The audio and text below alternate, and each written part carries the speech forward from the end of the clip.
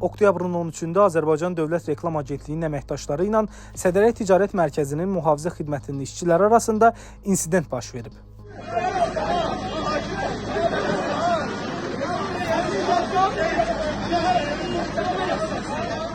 Hadisədə hər iki tərəf bir-birini ittiham edir.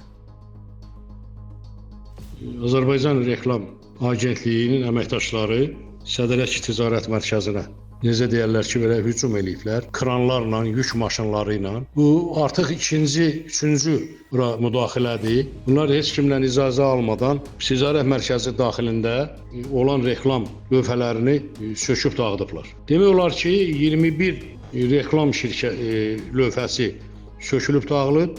Bunu hesablamışıq, mütəxəssislər hesablayıblar.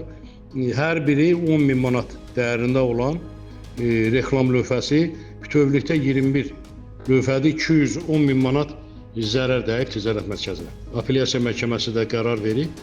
Məhkəmə qeyd etmək zəruri hesab edir ki, Sədərək Ticarət Mərkəzinin ərazisində üstü bağlı olan ticarət mağazaları, ictimai yaşayış obyektləri və sair bu kimi təyinatlı obyektlər mövcuddur.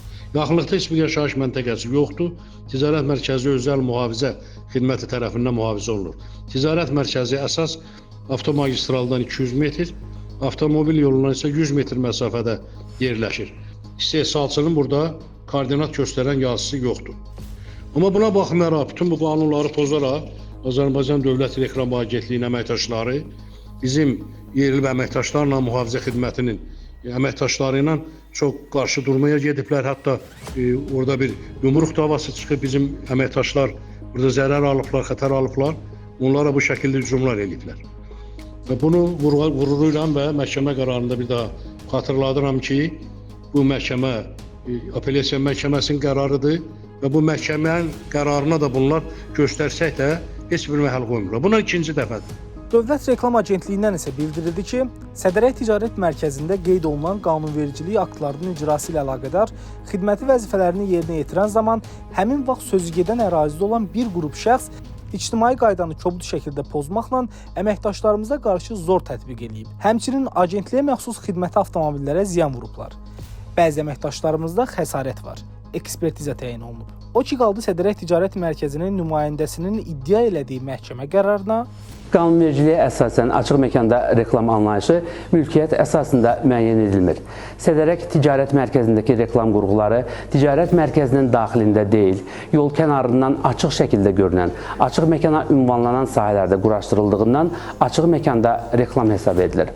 Aparılan monitorinqlər nəticəsində müəyyən edilib ki, ticarət mərkəzinin kənarında yerləşdirilən bir sıra reklam daşıyıcılarının mövcud vəziyyəti reklam qurğularına dair tələblərə cavab vermir. Yerləşdirdikləri ərazinin estetik görünüşünə mənfi təsir göstərir.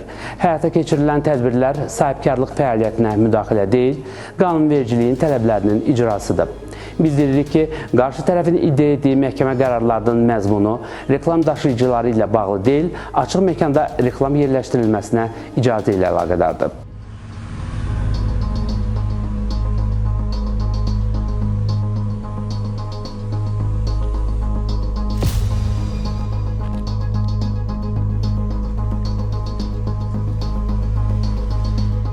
Daxili İşlər Nazirliyindən isə bildirildi ki, Qaradağ rayon polis idarəsinin istintaq şöbəsində hadisənin təfərrüatları ilə bağlı araşdırma aparılır. Xəsarətlərin dərəcəsini müəyyən etmək məqsədi ilə müvafiq ekspertizalar təyin olunub. Araşdırmanın nəticəsindən asılı olaraq əmələ hüquqi qiymət veriləcək.